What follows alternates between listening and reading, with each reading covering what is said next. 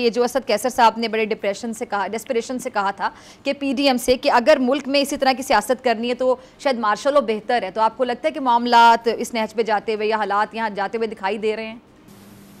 अच्छा देखिए, इसमें दो तीन मुख्तलिफ इसके मेरे ख्याल में एंगल्स हैं। सबसे पहली बात तो ये कि असद कैसर साहब से भी ये सवाल पूछने की ज़रूरत है कि जब आप स्पीकर कौमी असम्बली थे और मेरे कप्तान को जो है वो बंदे पूरे करने के लिए बैरूनी ताकतों की ज़रूरत पड़ती थी, तो क्या वो दौर बेहतर था या मार्शल लॉ का दौर बेहतर था? और कौमी असम्बली का एजेंडा किस तरह बनता था और लोगों को किस तरह बताया जाता था कि जनाब आज कौमी असम्बली की कार्रवाई किस तरह होगी? तो आप स्पीकर थे ना, आप कस्टोडियन थे हाउस के, तो आपके होते हुए कौमी असम्बली इस तरह क्यों चल रही थी? क्या वो दौर बेहतर था या मार्शल लॉ का दौर बेहतर होना चाहिए? दूसरी बात ये कि जिस कॉन्टेक्स्ट में एक्चुअली असद कैसर साहब ने बात की है वो भी काबिल एतराज़ है, और वो बात कर रहे थे गिलगित बल्तिस्तान असम्बली के हवाले से कि वहाँ पे पूरी असम्बली को जो है वो पुलिस ने घेरे में ले लिया और वहाँ के जो स्पीकर हैं उनको असम्बली हॉल के अंदर जाने की इजाज़त नहीं मिली। मेरे ख्याल में ये उस पैराहे के अंदर बात कर रहे थे और वो भी अफसोसनाक बात है।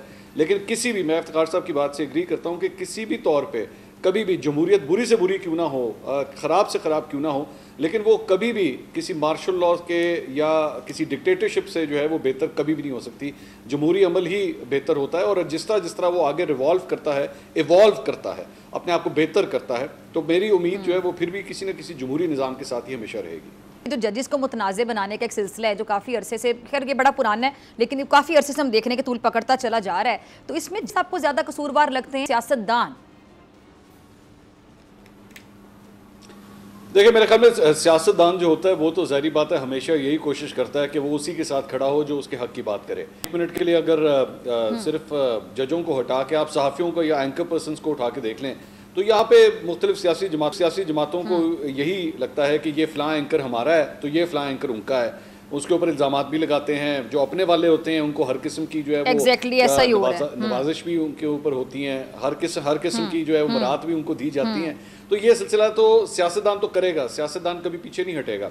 और कोई भी सियासतदान हो, मैं सिर्फ सिर्फ इमरान खान साहब की या शहबाज शरीफ साहब की या आसिफ अली ज़रदारी की बात नहीं करूँगा, अक्रॉस द बोर्ड सबके साथ यही हाल है।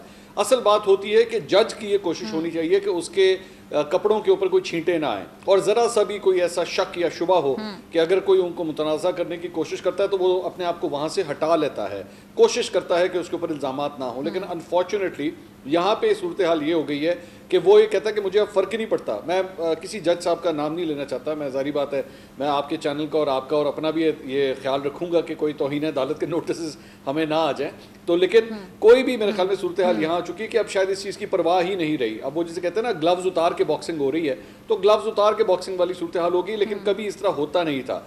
हैदर वहीद साहब हमारे साथ मौजूद हैं, जाहिर बात है is a very senior advocate, वो एक लॉयर हैं, वो बेहतर जानते हैं कि अदालतों के डिकोरम्स जो हैं वो किस तरह हुआ करते थे। लेकिन अफसोसनाक बात है। दूसरी बात ये कि अगर कभी ये मैं आज आपको एक बात लिख के दे के जा रहा हूँ और ये याद रखिएगा कि कोई सियासतदान, अगर मौजूदा हमारे हुक्मरान भी अगर ये समझ रहे हैं कि जनाब आने वाले चीफ जस्टिस जो है वो उनकी फेवर में होंगे या उनको बहुत सपोर्ट करेंगे, ये मेरे ख्याल में उनकी बहुत बड़ी खामख्याली है, खुशफहमी है उनकी। क्योंकि मैं एक्सपेक्ट नहीं करता कि मौजूदा चीफ जस्टिस या आने वाले चीफ जस्टिस जो हैं वो कभी इस तरह की कोई बात करेंगे कि वो कभी किसी एक सियासी जमात को जाके सपोर्ट करेंगे। और आने वाले महीने, आने वाले साल जो है आप देख लीजिएगा, मेरी ये बात जो है लिख लीजिए, दुरुस्त साबित होगी।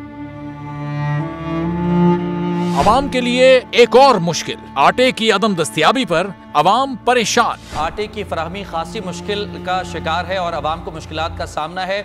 शदीद गर्मी में यूटिलिटी स्टोर्स के बाहर लंबी लंबी कतारें। घर में आटा नहीं है, घर वाले जो है ना हम लोग तंदूर के आटा लेके, रोटी लेके जो है ना उसी पे ही गुजारा कर रहे हैं। बोल ने निभाई सहाफती जिम्मेदारियां, पहुंचाई घर घर ये आवाज। यूटिलिटी स्टोर से सस्ते आटे का हुसूल शहरियों के लिए ख्वाब बन गया। बोल न्यूज हकायक सामने ले आया है। आओ मिलकर आवाज उठाएं, पाकिस्तान को बदलें बोल के साथ। बोल बना अवाम की आवाज। अवामी शिकायत पर बोल ने किया मुताल्लिका इदारों से मुतालबा। सुबह 6 बजे से आकर ये लोग आटे का इंतजार करते हैं। 7 बजे आई और नहीं मिल रहा है आटा, पैसे नहीं होते तो उधारे लेकर आती हूँ। वो कहते हैं जी 7 खजूर लाजमी लें, हमारे पास आटे के पैसे नहीं होते तो खजूर कहाँ से लें? क्योंकि बोल है पाकिस्तान का नंबर 1 न्यूज चैनल। सब्सक्राइब करें और बेल दबाएं ताकि कोई खबर रह न जाए।